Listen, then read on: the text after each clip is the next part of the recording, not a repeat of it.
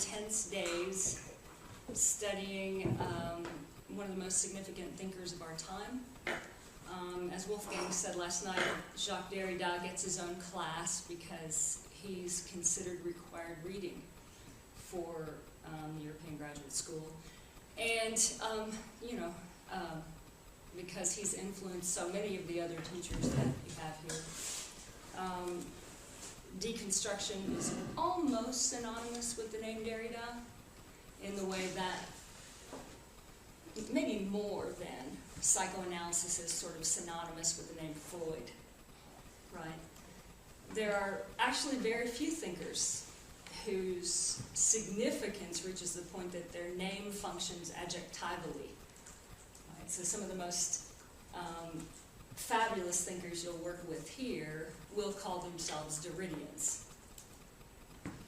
I mean, there are also Kantians and Levinasians and Foucaultians. Slavoj Žižek in a film recently called himself a Lacanian, though he too was first a student of Derrida. Period. Is there another class right next door? Should that be open or should it be closed? In any case, it's a weird feng shui. Yeah, it's like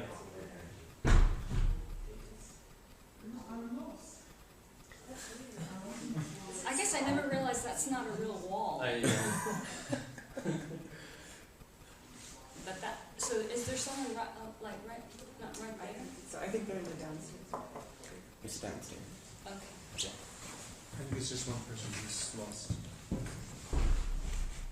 So there's no way to just, there's nothing that's folded back or something? Ah, no? Closet. Perfect.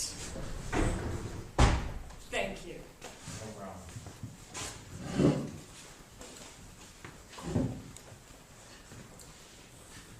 Okay, so Derrida passed in 2004, October, and the PMLA put together a collection that was in tribute to him. So, for example, Avitar Ronell, Jeff Bennington, Eduardo Cadava, Jonathan Kohler, Gayatri Spivak, and on wrote in tribute to Derrida, trying to express the gratitude that they felt for this thinker who opened a space for them and for their thought, actually both professionally and personally, so-called personally. And that was important because Derrida himself never stopped marking the debt. One of the things we learned from Derrida and is what we now call the famous Derridian gratitude. It's an excessive, performative gratitude that is excessive for and performative for many reasons. But he's famous for example, in Ceresy, going on and on for the first hour, thanking everyone who made it possible. Not just this time, but for the last year and the year before, and the one who started it.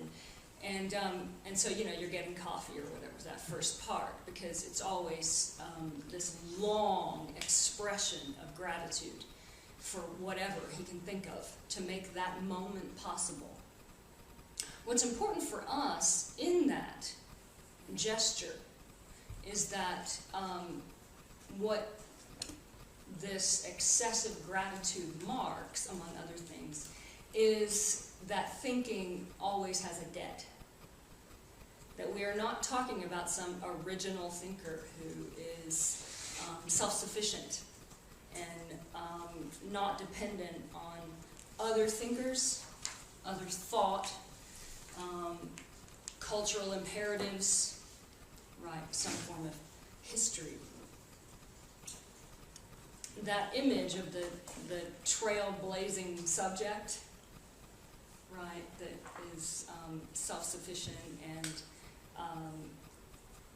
completely independent is, of course, a metaphysical figure. Or schizophrenic. but it's always a figure, right? Or for some traditions, an ideal. But what Derrida wants to mark, Derrida, again, one of the most significant thinkers of our time, marks constantly that he does not stand on his own, right? That he stands on a mountain of debt and conditions of possibility. So this also functions as one of the tenets of deconstruction, because what Derrida's oeuvre demonstrates is that the most powerful, the most so-called original, the most rupturing thought comes from within a tradition that it meticulously reads and remains faithful to, but that simultaneously breaks with, sometimes in spectacular fashion. So Derrida's readings don't come from the outside and lay something over. They come from within, right? And so does deconstruction. So Derrida aligns himself in this way with a tradition that includes, say, Judas and Brutus, with a tradition that Nietzsche called the noble traitor. So deconstruction is not, again, a methodological apparatus that you plop onto a text. It's a way of reading that's so close, so meticulous, that it, from within, discovers internal contradictions. And to put a more pointed point on it, it looks for aporias within a text. What's an aporia? An inherent contradiction that's not really resolvable. Okay, yeah. Aporia, meaning no way, Yeah. right? It's a roadblock. But according to Derrida, it's precisely at the moment that one encounters an aporia that thinking begins. Because we have our methods, we have our approaches, and it's when our methodological approach hits a roadblock, can't go further, that the program halts, and then thinking can start, according to Derrida. Thinking's not the same as knowing, and that's going to be really important for us, right? Thinking is not knowing. And one of the things that we're going to try to do in here is stay on the tack of thinking rather than knowing. So aporia, in Derrida, sparked an entire movement and focus, and that's aporetics. Maybe some of you have gotten into the study of aporetics. But in any case, for Derrida, it's incredibly significant because, once again, that moment of undecidability is when thinking can start and when, in fact, decisions, if there are any, become possible. There is no decision, strictly speaking, without the experience of the undecidable. Derrida talks about that in The Force of Law.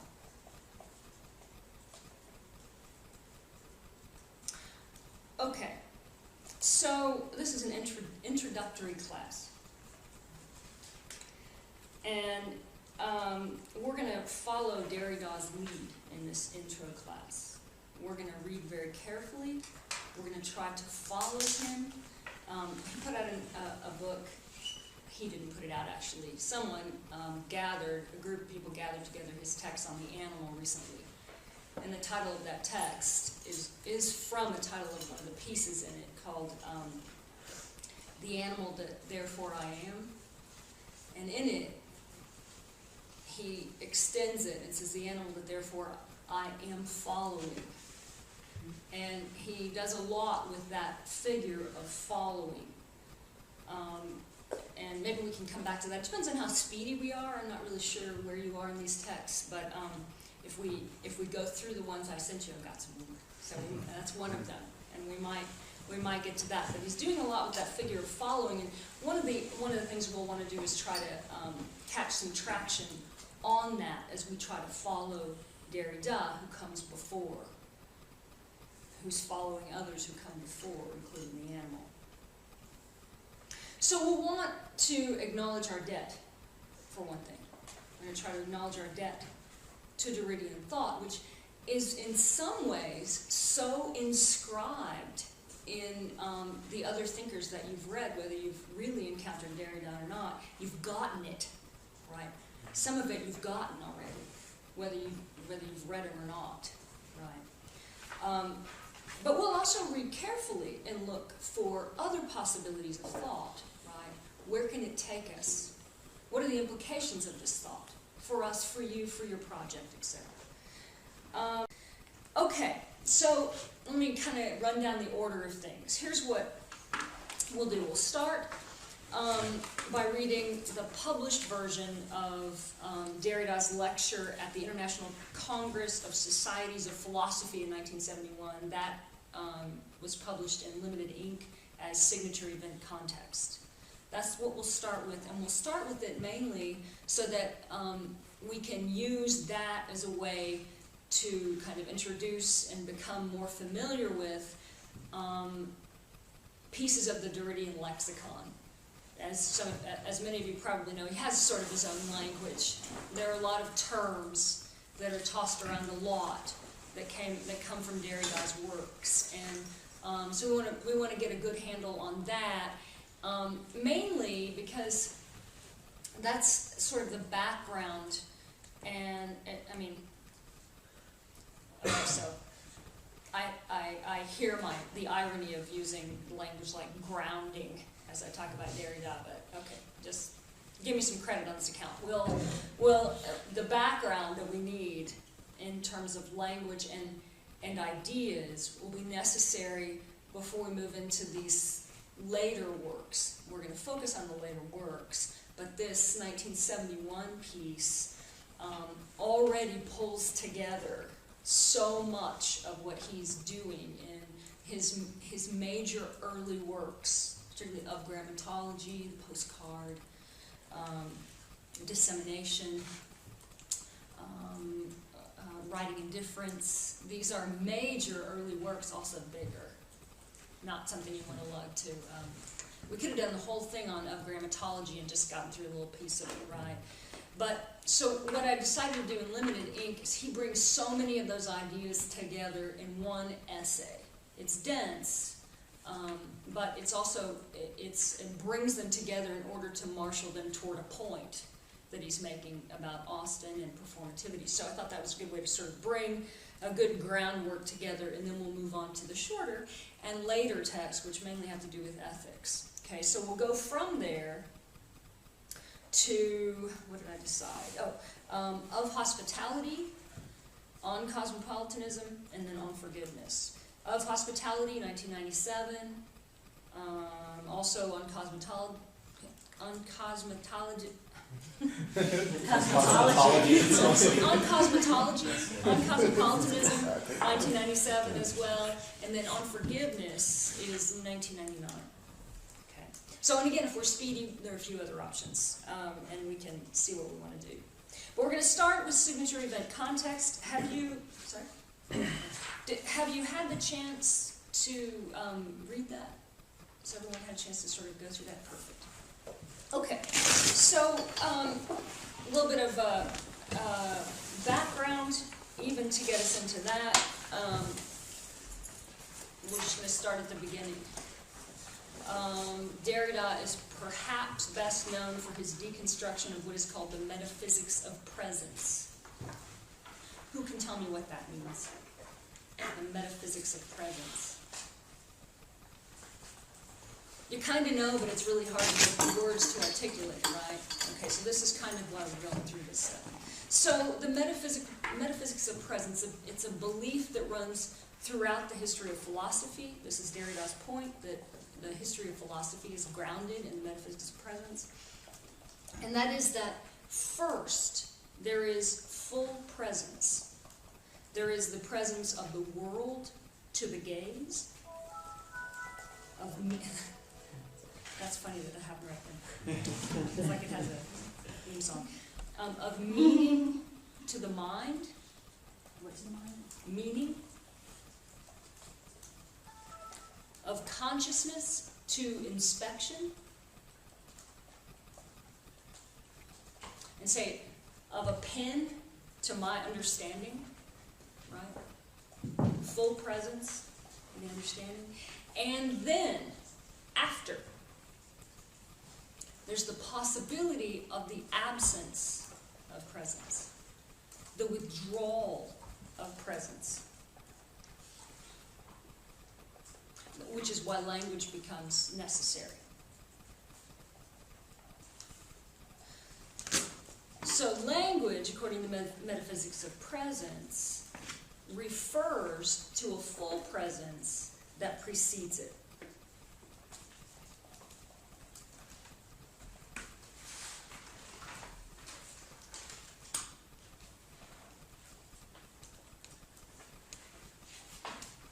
Okay, so what grounds and founds language is the unmediated presence of meaning, to which language, after the fact, can only point.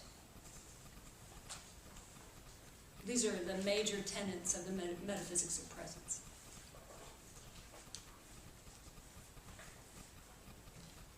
So in signature event context, Derrida uses Condillac as an example, but he also suggests that he challenges anyone to find one contradiction to that example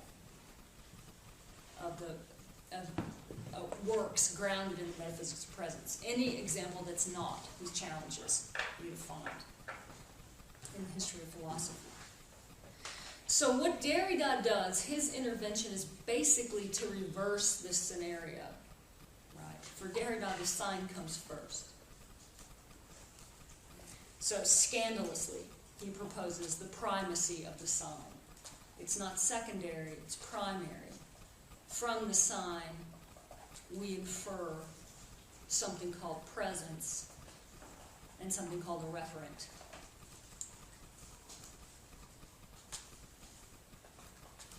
Now, in asserting the priority of the sign, of course, he's now also making it difficult to call that a sign.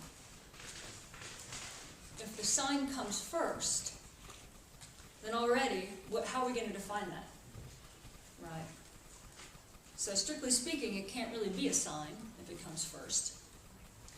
And in this reversal, this flip, which, by the way, when Derrida makes performs a flip, then you got to look more carefully because it's never simply a flip. That's why I just said, now remember, if the sign comes first, we can hardly call it a sign. Right?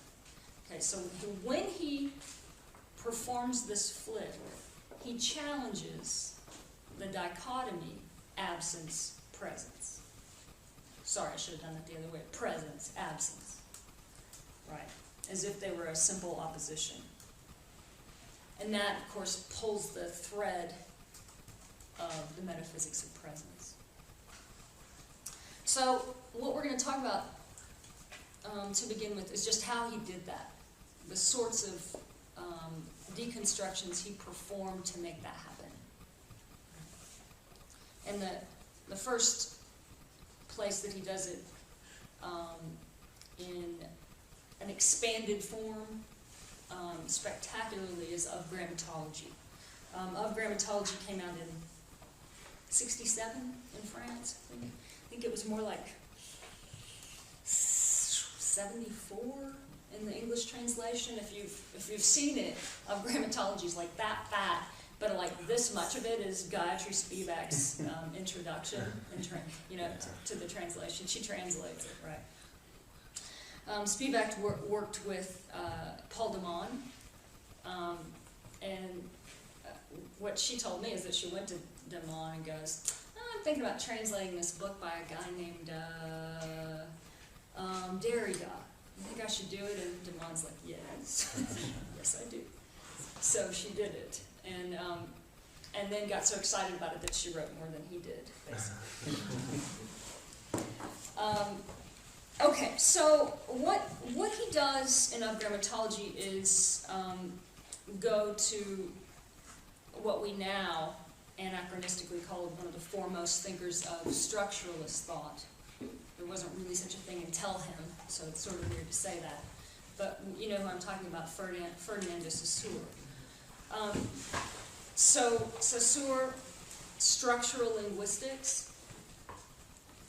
And what Derrida does typically is read him very carefully, very closely, so meticulously that within the text he finds several internal contradictions that are not, I mean, now let me say that when Derrida finds an internal contradiction, he's not saying, so, whoops, he really slipped up there.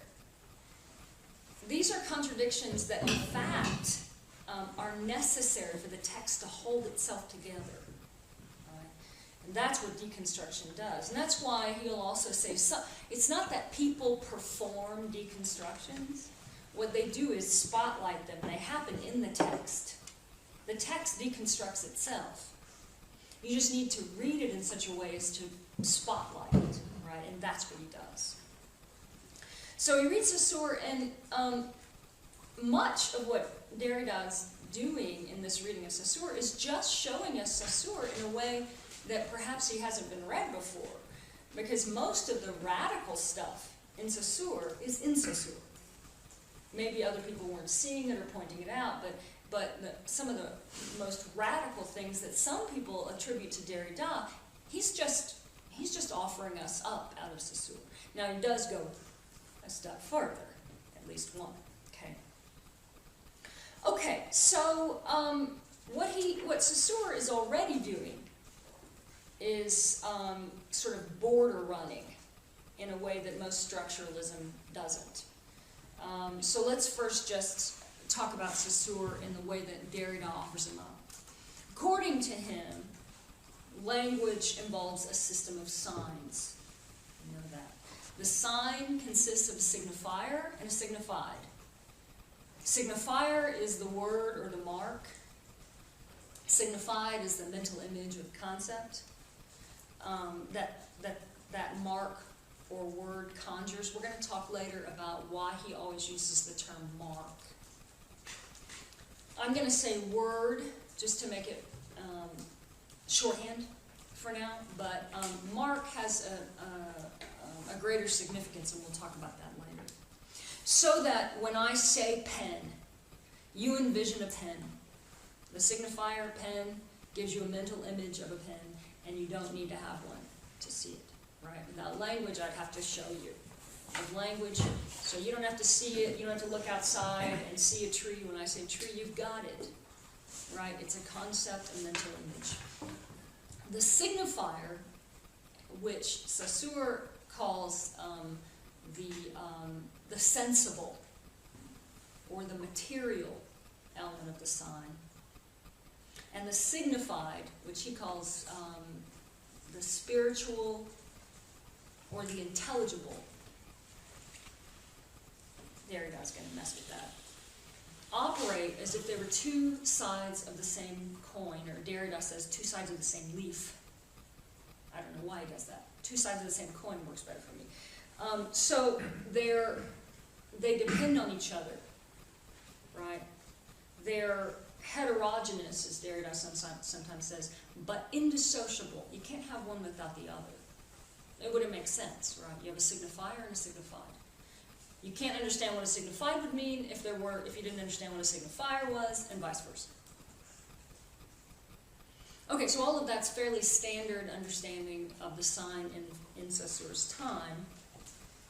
What Saussure introduces, however, is the recognition that there's no natural motivator of signs, no natural link between the signifier and the signified. So, as the catchphrase is the link is arbitrary. But this means two things. There's the usual one that comes to mind if people talk about it, and then there's another one. First, and that Derrida sort of digs up and shows, right? First, the simple one. What this means is that there is no intrinsic link between the word pen and the concept pen. There's no reason why it has to be pen instead of boop or sloop or poop, right? Any of those would have worked.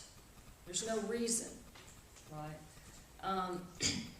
So this is why that link is arbitrary. And this is why Steve Martin can say, those foreigners, they have a different word for everything, right?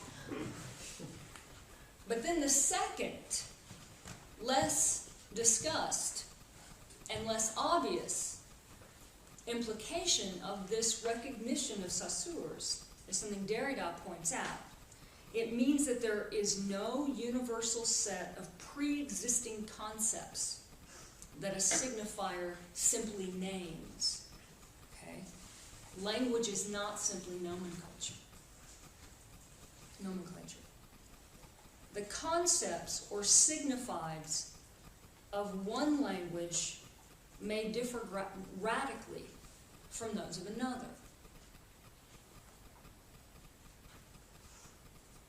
The English concept of a pet, for example, has no real counterpart in French.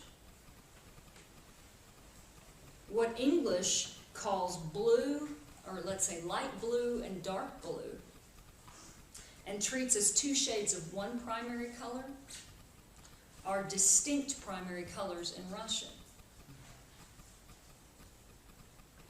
And so on. I mean, you can probably name many of these sorts of weirdnesses yourself between languages. But what it suggests is that each language articulates and organizes the world differently. We could also say each language articulates and organizes world, creates it. Language doesn't simply name existing categories, it articulates categories.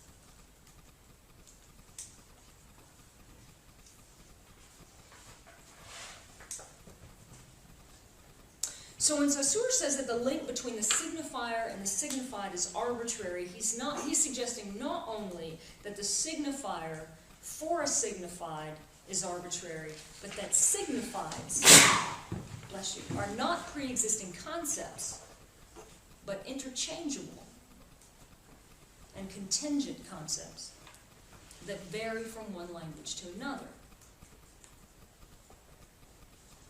There's nothing outside language that's pinning it down. Both signifier and signified are arbitrary and purely relational differential entities. And it's because they're arbitrary that they're relational. Does that make sense?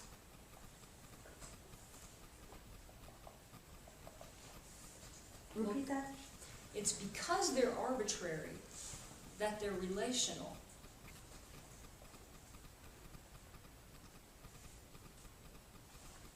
Language doesn't just produce its own, each language produces its own set of signifiers, it also produces its own set of signifieds. Would you say that the relations themselves are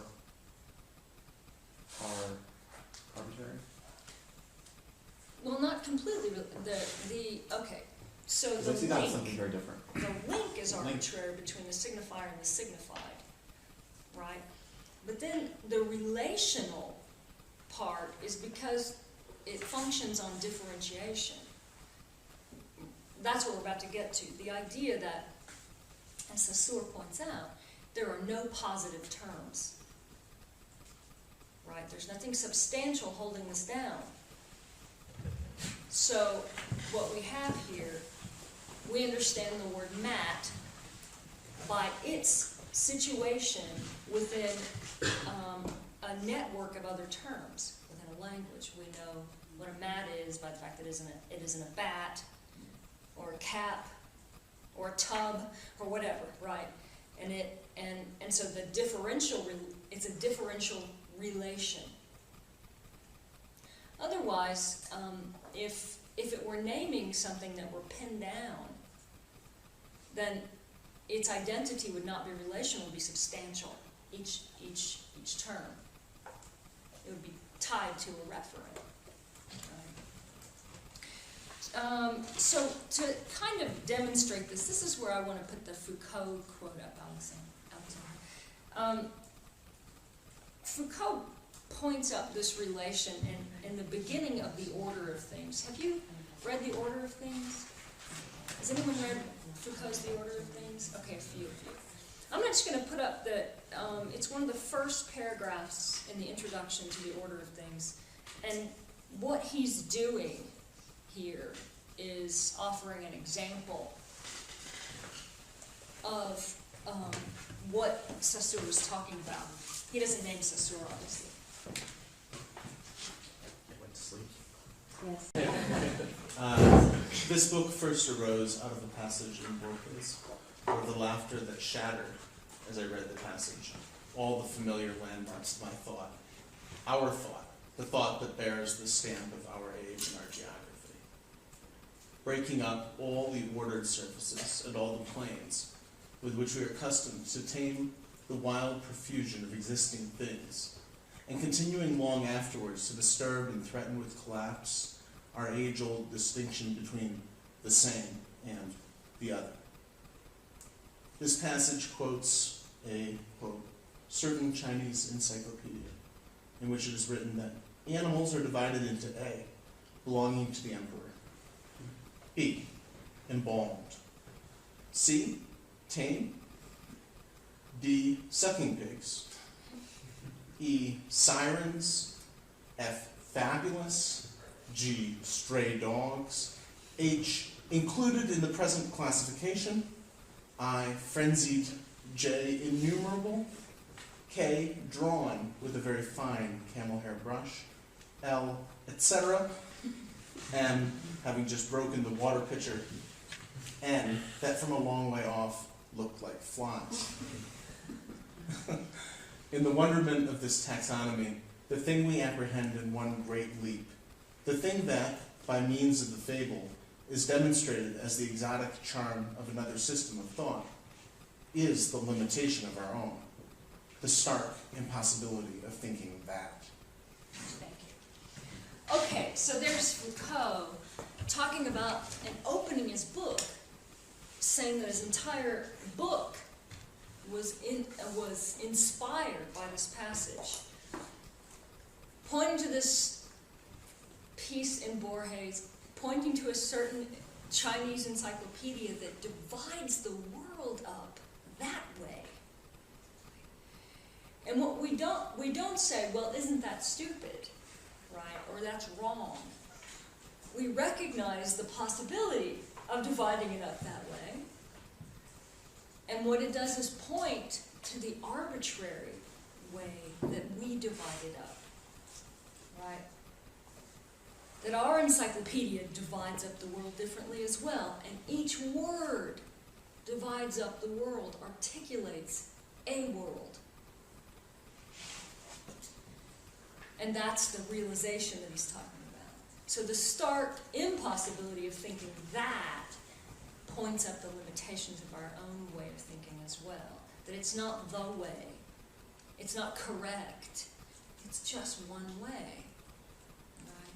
One way among so many ways, so many possibilities. So concepts or signifieds are not autonomous entities that language simply points to. They're not some kind of essence. They're members of a system and are defined by their relations to the members of the other members of that system. That's what Saussure was pointing out. There are only differences in no positive terms. Right? And what Derrida is drawing out of that is incredibly significant for our world and how we inhabit it. But Let's take a break. We'll come back. All right. So Saussure, according to him, each individual speech act acquires its meaning and is capable of producing meaning only as much as it can be located within this larger and underpinning system. This is his point, that language produces meaning not by naming, but differentially within the context of a system. This is his distinction between Lang and parole. Lang is the system of language, and parole is the individual speech act. Individual speech acts get their meaning. Each utterance gets its meaning only in as much as it operates within this underpinning system. That's why he studies Lang and not parole. Okay. So they get their, an individual speech act gets its meaning by operating within this larger system, and it gets it differentially. So that's why he suggests that the identity of the sign is not inherent in itself, but rather is ensured by its difference from all the others. The system of signs, he writes this in his course of, actually, he doesn't write it, he says it. He gave the course, his students took the notes and then produced the course in general linguistics, right? And what he says is that the system of signs is, quote, a system of differences without positive terms. So here he's already challenging what's called the first law of logic, or the first principle of logic either way. And that is the principle of identification, or, see, I'm already screwing it up. The principle of identity, I'm moving it into identification. Principle of identity, A equals A. Derrida equals Derrida. He is himself, and nothing else. Let me, in fact, go over the 3 laws or principles of logic so you can catch as we go through the ways in which they are undone. Number 1, the law of identity, A equals A. Something is what it is. An apple is an apple, etc. Whatever exists must be self-identical. Leibniz calls this the first affirmative principle of logic, or reason, or truth, depending on your translation. Second, the law, and it's articulated different ways, either the law of contradiction or the law of non-contradiction. They mean the same thing. That contradictory statements can't both at the same time be true. A equals B and A does not equal B are mutually exclusive, so that can't work. So A may be B now, A may be B now, but not B later. That's fine. But A cannot be both B and not B at the same time. If one is true, then the other is not. It's okay if Ira is a man today and a female tomorrow after the surgery, but he can't be both at the same time. Unless he's Schraber. And yeah, no, Schraber is the performative contradiction, right?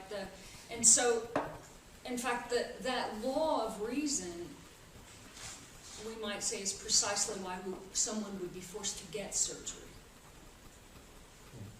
You see what I'm saying? The law of logic or reason that says, and read here, instructs, right, that you can't be both at the same time, or that the first principle of that you equal yourself. Right. Third law, or principle of reason, the law of the excluded middle. If A equals A, and A must be either BB or not BB, but not both, then A cannot sort of kind of be B. Something in the middle. So Ira must be either female or male and not something between the two. A statement must be either true or false and not something in between. You must be either with us or against us, says Bush, and not something in between. And in fact, if you say if you say you're against us, it means you're not, or if you're not with us, it means you're against us, right? You can't have something in between. So the three laws or principles of logic operate together. And the sort of mother of them all is the first one, the law of identity. Yeah. Whose laws of logic are these? These are Classical? classical laws of logic, right? And they were articulated by Leibniz and then taken as, again, principles of logic. So think of a flow chart, right? These are logical principles. You see, it doesn't say, you don't get a maybe. You go this way or this way, right? So, of course, in the historic battles between philosophy and rhetoric, this is one of the principles of contention. One of the things Derrida does practically every time he speaks is challenge every single principle of logic, quite logically, right? Or let's say reasonably. But in order to do that, what we call reason has to be radically redefined, right? Okay, so I point those out to you just so you can see how they're being busted as we go. Okay, so in the course of general linguistics, Saussure is already challenging the first principle, the law of identity, by saying that language operates differentially, that there are no positive terms, nothing equals itself already. Right. And Derrida points that out. According to him, the difference between difference between signifiers is what gives them their identity, the difference between them. And again, I know what cat means in as much as it's different from dog, horse, monkey, chair, etc. And so when I say green, just for example, the concept is grasped via a bundle of knots. Not blue, not red, not yellow. You see what I'm saying? And if you didn't already understand blue and yellow and red or various other colors, green would make no sense to you, if let's say you can't see, right? Or even if you do see, you grasp it via what it's not.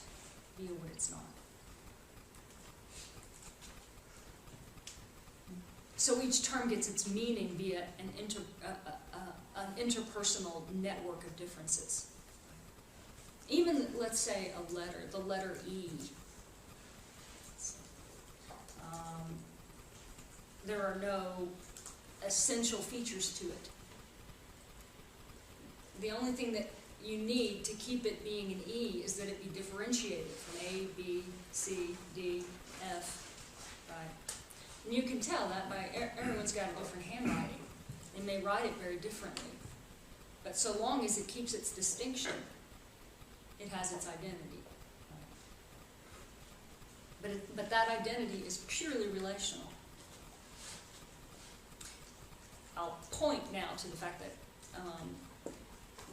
when we'll unpack this later, Derrida pushes this insight to its limit with his notion of différance, or difference with an A. He takes that idea from this one, but what Saussure doesn't point to is the fact that, and this is hard to talk about, but the stuff, the material, just doesn't really work, from which each of these terms is sort of cookie-cutted out. That's the difference between. That difference between sort of drops out of Saussure's definition of the sign. Derrida puts it back in. It's the differential force, and he calls it différance with an A. We'll come back to that. Okay, so Saussure insists that signifiers refer to signifieds in a closed system of signification. Signifier points to a signified, rather than of positive terms. And this was highly suggestive, right, for what became structuralist thought. And it meant that language was not simply referential. A signifier didn't directly refer to a referent, but to the signified. And that signified ends up shaping one's perceptions of what then goes by, and then becomes the referent. So reference, what we take to be pre-existing reality, to which signs refer, becomes the effect of a signifying system, rather than the other way around. Linguistic structure, according to Saussure, is a closed system of signification. The sign has two sides, signifier and signified, each again deriving its meaning and purpose from the other. So here's the structuralist moment. According to Saussure, if you want to master the world, you master its signs. Master the structure that regulates the meaning of signification. So you can look at all kinds of structuralist inquiry and see that happening, right? Structuralist anthropology. You can see Roland Barthes's fashion, his inquiry into fashion. Master the world by mastering its signs. Right? Okay, so here's where Derrida interrupts, because Derrida, being a post-structuralist thinker, this is where it comes in. He exposes the structural instability of the sign. And by doing that, he exposes the fact that this structure is unmasterable. What Derrida demonstrates is that signifiers don't point to signifieds, right, in a closed system of signification. So it's not that signifier, signified, final meaning. What he demonstrates is that a signifier points to another signifier, which points to another signifier, which points to another signifier. There is no closure and no final meaning. Infinite referral and deferral of meaning. And his example is, of course, the famous example is the dictionary. You look up a word in the dictionary and what do you get? Another word. Look that up, what do you get? Another word. And how many times do you have to look it up and look it up and look it up, right? Follow a trail. And how many times before you get back to the original word? Yeah, how many times before you get back to the original word? What you're doing there is locating it within a differential system, right? But you don't get final meaning at the end. That's not what you get. So signifieds, what Saussure is calling signifieds, are just signifiers occupying a particular place, right?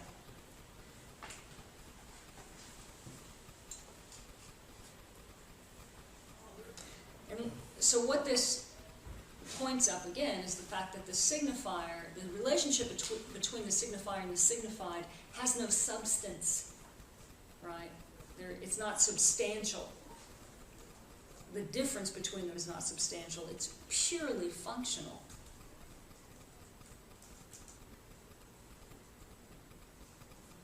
So Saussure's concept of the sign as signifier, signified, right? Pointing to meaning, boom, meaning. This is between the sensible and the intelligible. Sensible meaning, you know, you hear it and you see it, right? It's a mark or an utterance or something like that. And then the concept, the intelligible. Derrida points out is a logocentric concept. We're going to get to that in a bit as well. Okay, so what Derrida is pointing out is that the sign gives not full meaning, but it's endless referral and deferral. A signified is only a signifier placed in a particular position by other signifiers. No final signified or full meaning, but only the effects of full meaning, which do operate, obviously. Right? You know, when you close the dictionary and you go, okay, got it. Right? You got it. Or you go to Wikipedia and you're like, got it. Right? And he's not saying, no, you don't. He's just saying, okay, for now. You had this little piece of it, and that clearly was all you were after, right? But it didn't stop. Nothing stopped. And no final substantial meaning was attained, right? Okay. Next step. If there is no pure signified, if every signified is really just a signifier in a specific place, in context, then not only is there no fixed origin outside the structure, no unmoved mover or transcendental signified, no referent uncontaminated by language, which is what Saussure told us, no anchor then to freeze the free play of that system. There is also, Derrida shows us, no end point within that system or structure to fix or control its movement. The system, too, is free playing.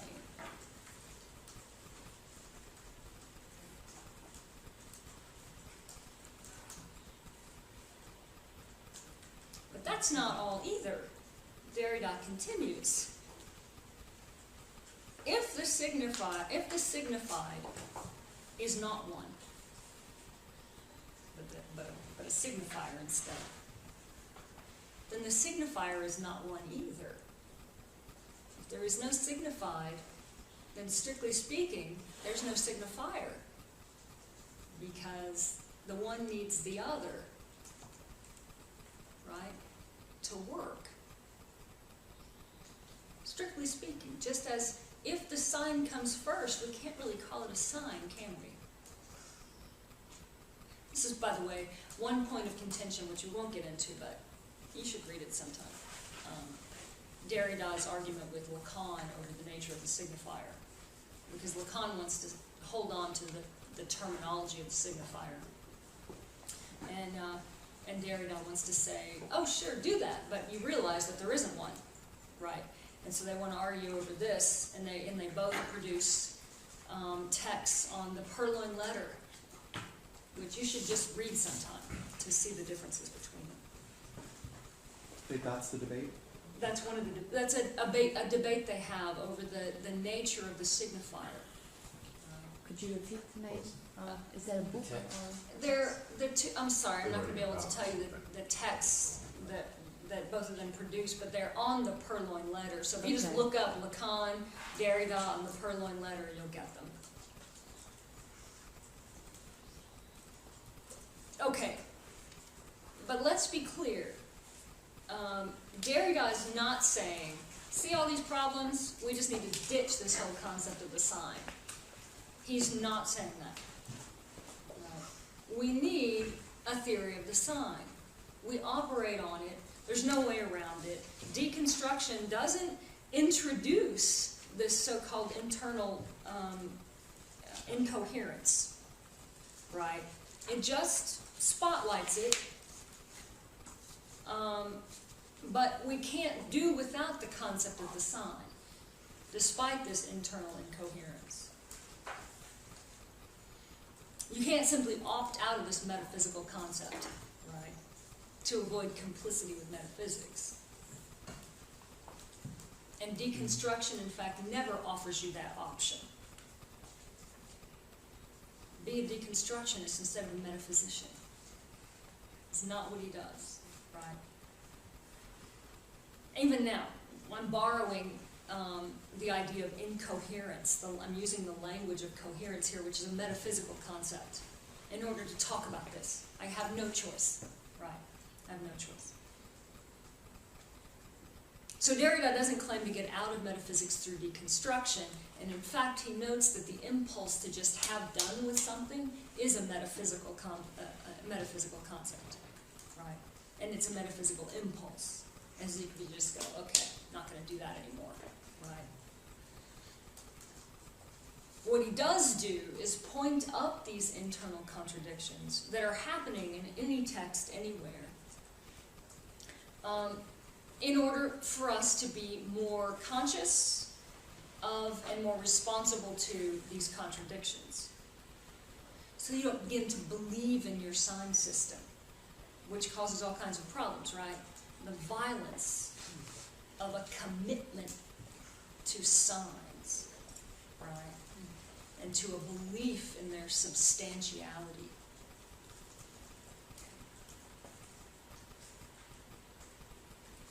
Okay, all right, is everybody all right?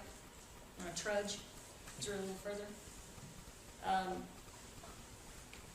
We're still working on his deconstruction of the metaphysics of presence. We'll move now into his deconstruction of speech and writing. Now, I can't remember what year this was. Many years ago, I taught a course on performative rhetorics here, and we read Limited Ink, the entire Limited Ink. And toward the end of the class, one of the students said, "Boy, Derrida, you know, how stupid can you be to think that writing comes before speech? Doesn't he know that there are entire peoples who exist in oral traditions?" And I thought, oh, well, I haven't taught a damn thing here. Okay, so I want to start, well, first, let's take from that if at any point you're thinking, oh, well, didn't Derrida realize? Probably he did.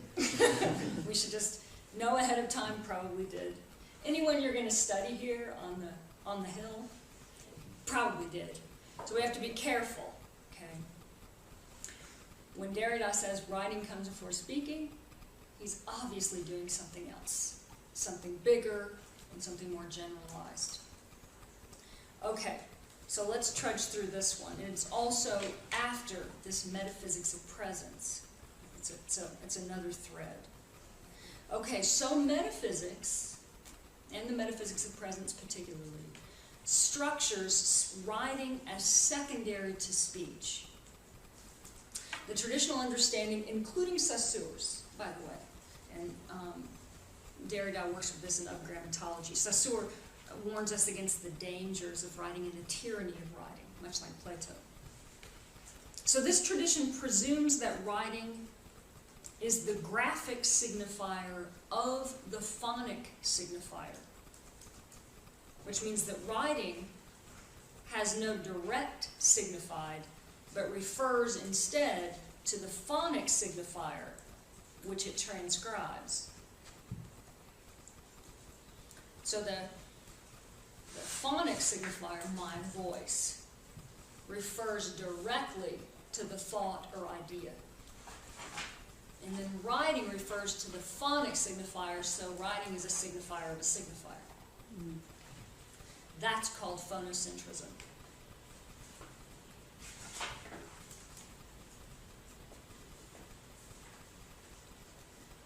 And that's the basis for philosophy's debasement of writing. Which, by the way, enjoys a long and proud history. Right. Writing is a form of telecommunication, communication at a distance. Even if it's right here, me writing you a note, it's already at a distance from its referent. And even if I write a grocery list, for me, right, not for someone else, but for me, I write a grocery list because I'm addressing a future self. Addressing a future self who's not going to remember what I need. Right. So the one who writes and the one that the writing addresses are separated temporally.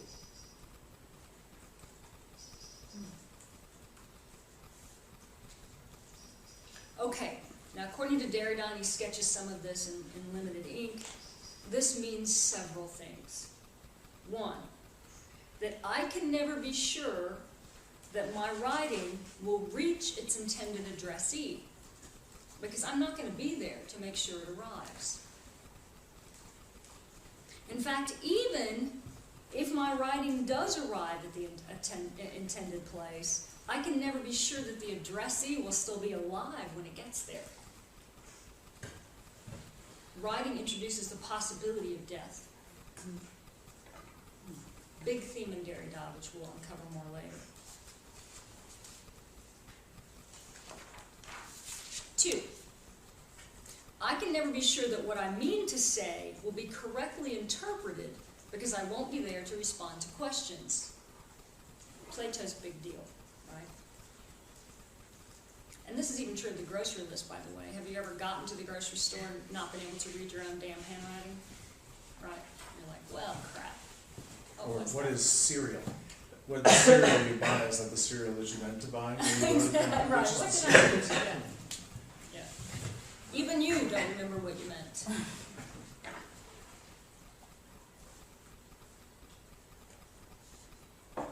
So by the time you get to the grocery store, you know it's just you and your text, right? Another problem for interpretation is that writing cannot transcribe all the phonetic qualities of speech, such as tone, accent, etc., which is why emoticons are so popular, right, and email and that kind of thing. 3, my intended addressee can never be certain that I actually wrote what arrives because I won't be there to confirm it or to offer any kind of assurance. And further, even if there is some certainty that I wrote it, my addressee will never be able to be certain that I'm still alive when it arrives. Once again, the introduction of the possibility of death. So Derrida says, for these and many other reasons, writing is considered secondary and often dangerous, and warnings against it from Plato to Gadamer to Lacan typically celebrate the excellence of speech over writing, this bastard form of logos, which involves repetition, absence, risk of loss, and even death. Derrida's move. Yes, yes, yes. But no speech is possible either without each of these same communicative risks. If there is no pre-existing referent or stable signified, then speech, like writing, is the signifier of a signifier.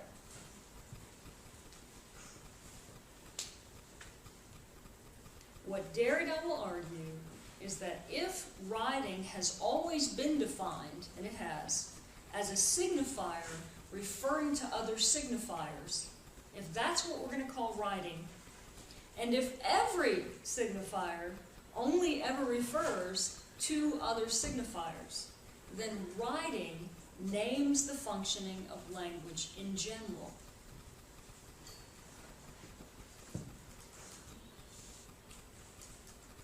That is, everything we've just said about writing is true of any linguistic operation, whether gestural, oral, or graphic.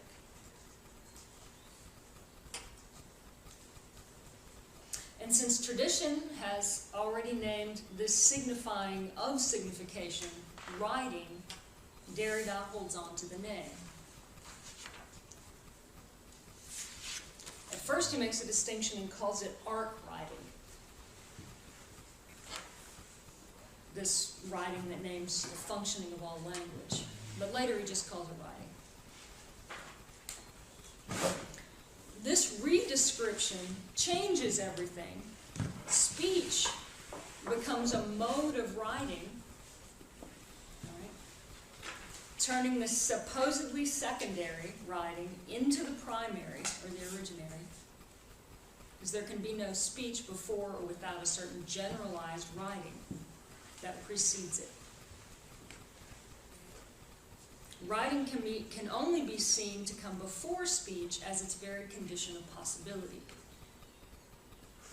It's important to note that he's not simply privilege flipping here. He's not talking about empirical writing coming before empirical speech. He's saying that empirical writing and empirical speaking are both functions of a generalized writing, which is the signification of a signification, or language in general, the operation of language in general.